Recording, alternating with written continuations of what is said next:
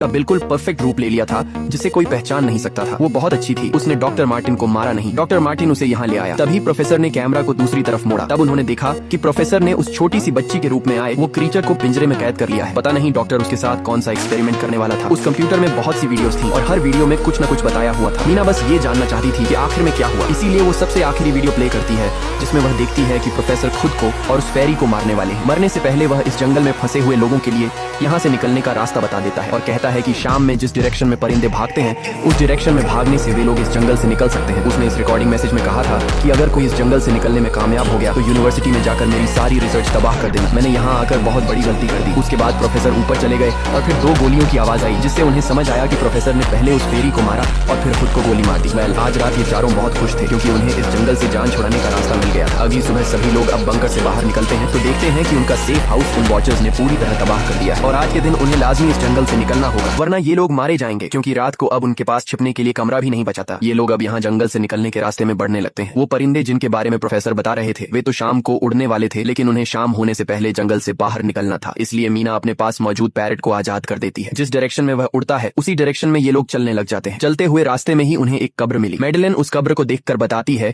कि एक वक्त था जब ये लोग इंसानों के साथ रहते थे लेकिन इंसानों ने उनके साथ बहुत बुरा किया, धोखा किया और उन्हें यहाँ जंगलों में फंसाकर खुद चले गए। कई घंटे सफर करने के बाद ये लोग एक नदी के पास पहुंच गए। वहाँ उन्हें प्रोफेसर का एक बोट मिला जिसको देखकर ये लोग बहुत खुश हुए लेकिन उनकी खुशी अब कुछ ही देर की मेहमान थी क्योंकि अब अंधेरा हो चुका था और वॉचर्स के आने का वक्त हो गया था। उससे पहले कि ये लोग डॉक्टर मार्टिन की बोट में बैठकर यहाँ से दूर चले जाते तभी उन्हें पीछे से किसी की आवाज आई। जब उन्होंने पीछे मुड़कर देखा तो वो कियारा का हस्बैंड था जो मदद के लिए चिल्ला रहा था। वो बहुत ही जख्मी हालत में था। बाकी सब बोट में बैठ चुके थे इसलिए डेनियल अकेला उसकी मदद के लिए गया। डेनियल कियारा के हस्बैंड को खींचकर बोट की तरफ लाने लगा लेकिन तभी ये लोग बोट से देखते हैं कि डेनियल जिसकी मदद करने गया वह कोई इंसान नहीं बल्कि एक वॉचर है जिसने उनके सामने ही डेनियल का रूप ले लिया। वो लोग कुछ भी नहीं कर पा रहे थे। अब उस वॉचर ने डेनियल को मार दिया।